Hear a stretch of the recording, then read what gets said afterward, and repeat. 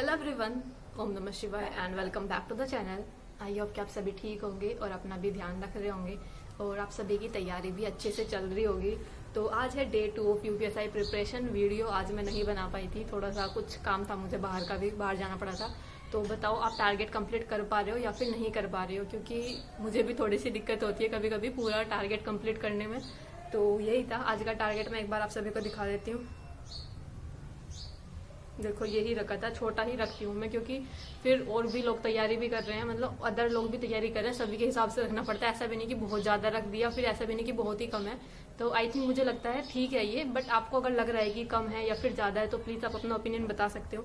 सबसे पहले हिंदी की बात करूँ ना, तो भारतीय आर्य भाषाएं पढ़ी थी, यही लिपियां वगैरह, इसकी कौन सी लिपि से निकली है कौन सी भाषा।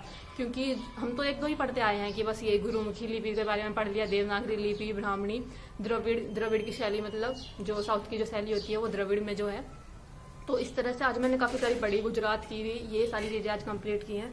तो अध्याय फर्स्ट के अंदर ही आती हैं ये जो हिंदी की बुक का जो अध्याय फर्स्ट है, जिस बुक से हम पढ़ रहे हैं, राजपाल सिंह जी की यूनिवर्सल की हिंदी की जो बुक पढ़ रहे हैं हम, यूपीएसआई की न्यू एडिशन 5th एडिशन वाली, उस बुक से कंप्लीट की थी मैंने ये।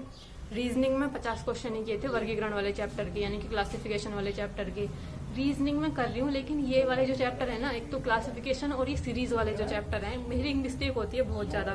तो रीजनिंग में तो मेरा ऐसे ही होता है, दिमाग सा ही खराब होता है, सही से कंप्लीट भी नहीं हो पाती। पॉलिटी में पढ़ने की कोशिश कर रही हूँ, याद करने की कोशिश कर रही हूँ, दिमाग में नहीं ठहरती मेरे तो पॉलिटी में यही पढ़े थे आज तो, प्रमुख अधिनियम, चार्टर वगैरह, क्योंकि यही डिसाइड किया था। सुबह ही टारगेट बना लेती हूँ कि क्या क्या चीजें पढ़नी है, तो ये सब चीजें पढ़ी थी। पता नहीं माइंड में कितनी चीजें रुकी होंगी, कितनी चीजें टिक पाई होंगी इसके अंदर, पॉलिटी वाले पार्ट के अंदर।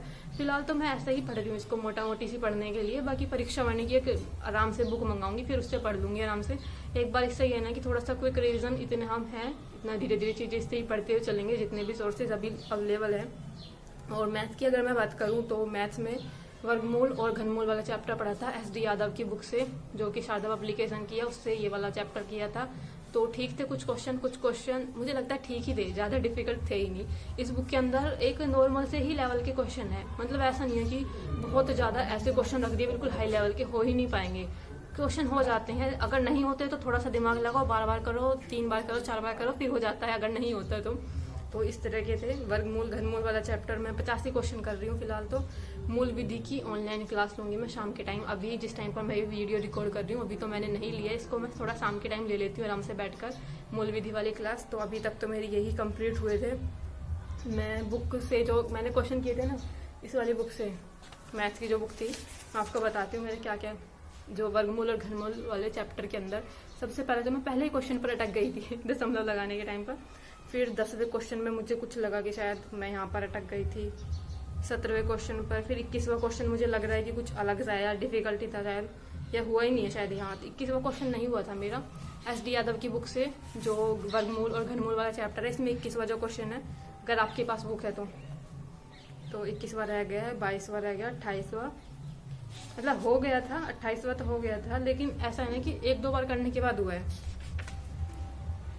और इसके बाद तो इधर तो सारे आसान ही थे। 34वां क्वेश्चन भी हो गया था, 50 तक क्वेश्चन फिर तो आसान ही थे सारे, कुछ ज़्यादा डिफिकल्ट नहीं था, आराम से हो गए थे। बस ऐसे ही चल रही है तैयारी। आप सभी टारगेट कंप्लीट कर पा रहे हो नहीं कर पा रहे हो। बाकी जिन्होंने भी टेलीग्राम चैनल ज्वाइन नहीं किया है वो लोग टेलीग्राम चैनल ज्वाइन कर लेना, क्योंकि जितनी भी टारगेट सीरीज होती है, जितना भी डेली का टारगेट होता है यूपीएसआई का, मैं टारगेट जो है वो टेलीग्राम पर ही अपलोड करती हूँ।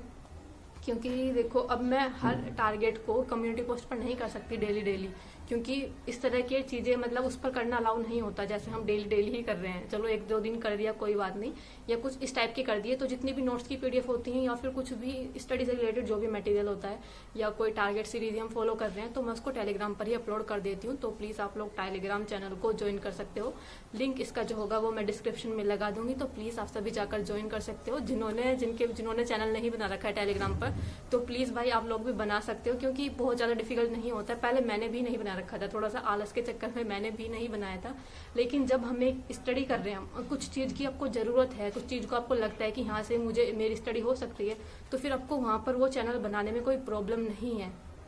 तो मैंने भी इसलिए ही बनाया था ताकि हम कुछ पीडीएफ वगैरह वहाँ पर भेज सकूँ मैं, जिसको ज़रूरत होती है, क्योंकि कुछ लोग बीटीसी के भी साइड से जुड़े हुए हैं।